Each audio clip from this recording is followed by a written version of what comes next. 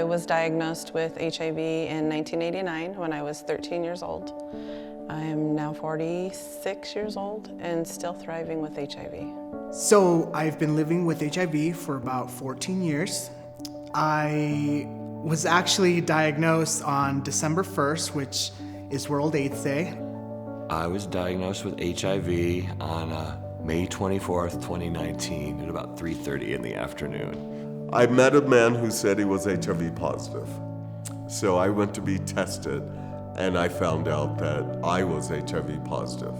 There was a black woman, she was a nurse, and she's the one that told me my diagnosis, and she says, "Honey, can I give you a hug?" And she gave me a hug, and it was a very motherly hug. I felt like I was hugging one of my aunties. When I was diagnosed with HIV, I was scared. I thought I was gonna die. I thought everybody around me was contracting and passing. I thought that was my destiny. I felt like if I avoided the diagnosis, it would go away. My stomach went through the floor, I can tell you that. I'm gonna die. I grew up in the 80s, that was the thing. There was a spirit of assurance, but at the same time, that hug made me feel like, wow, this is the beginning of the end.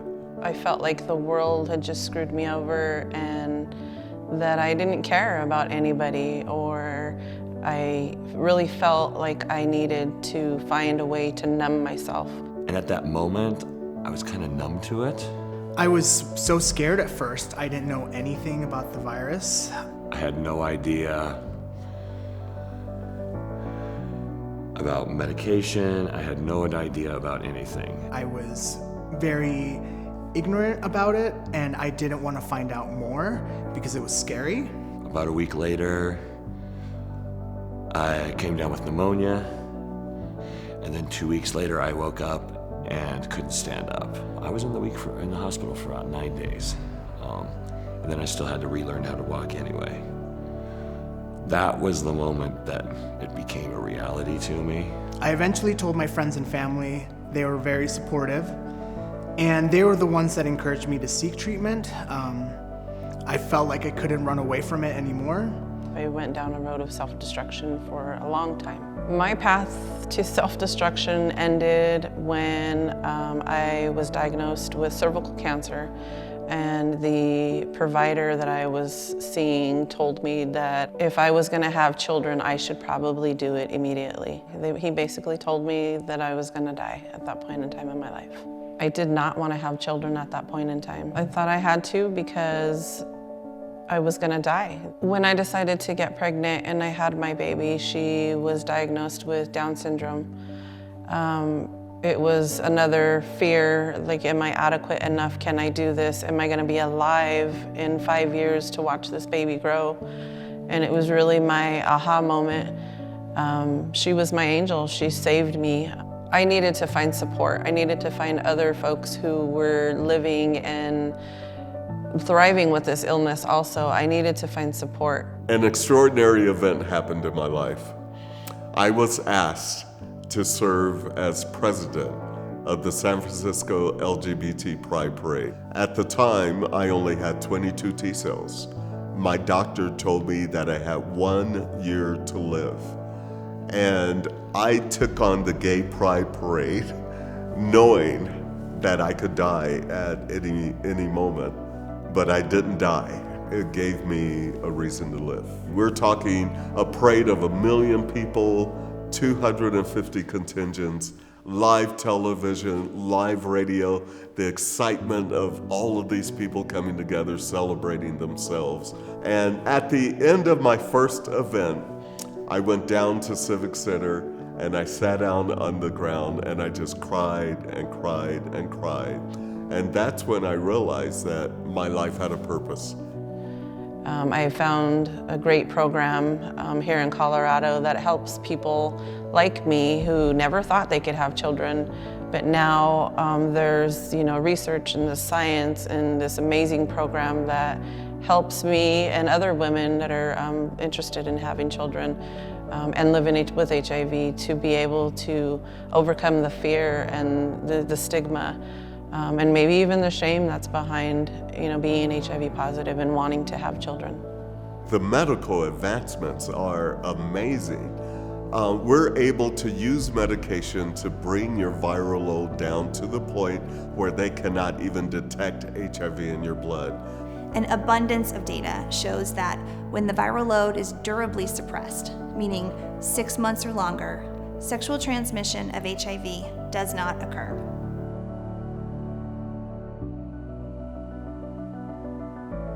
You cannot pass HIV on to your partner. If you're undetectable, if the virus is suppressed. And once the viral load is durably suppressed, the immune system can stay strong. Life expectancy is the same as it is for people who don't have HIV. So we don't see the serious side effects that we used to see with the older HIV regimens. It really helped because I knew that I couldn't transmit the virus if I was undetectable. The one thing that I do regret is my dating life. Because I had HIV, I'm one of these people that was afraid to pass HIV along to my partners. I learned that through medical care and taking medications, I would live a long and healthy life. My patients and my friends with HIV tell me that knowing about you equals you decreases the feelings of stigma and calms their fears about transmission. I have come to a place where I've been undetectable for years. So if you are falling in love, go for it.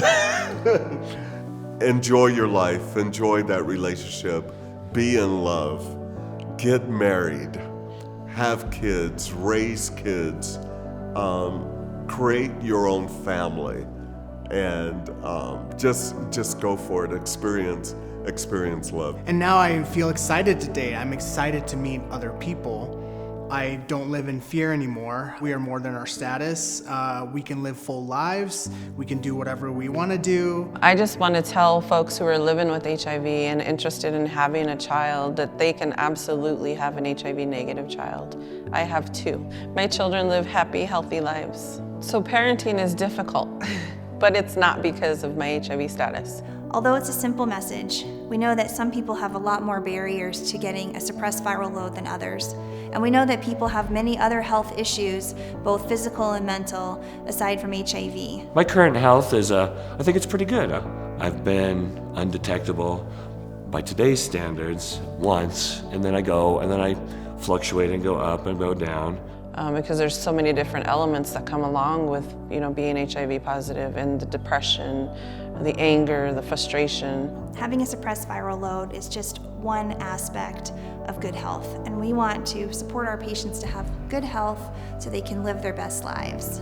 So it's important that we treat our patients holistically and show them love and support no matter where they are in their health care journey. Everybody's story is going to be different.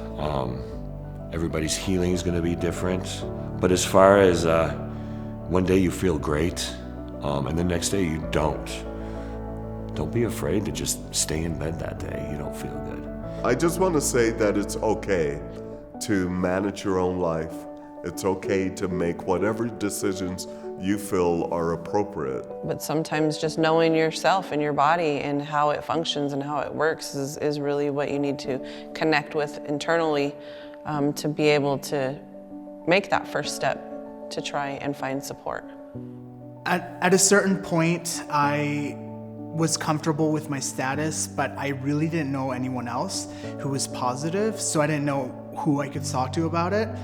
Finding groups and talking to other people who are HIV positive helped me in ways that I couldn't have imagined. I've been pushing, and I really want something, I want to do this now, is to be a peer support person for somebody that's newly diagnosed, that may not want to go into a group situation. Not all people are comfortable going to support groups with other folks who are living with HIV.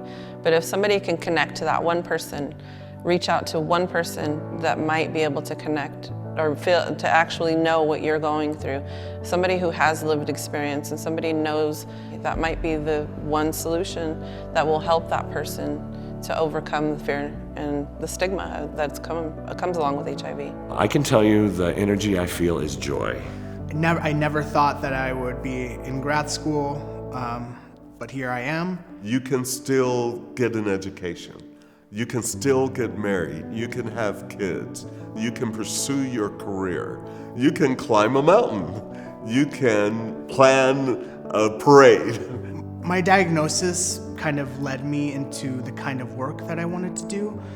I wanted to help other people like me. I do a lot of voter engagement work. I do a lot of door knocking and phone banking and calling people and talking. And you will find your zen, your story, the thing that makes you feel complete. If I could speak to my younger self, I would tell him to not be scared, to not be anxious, and to just face the reality.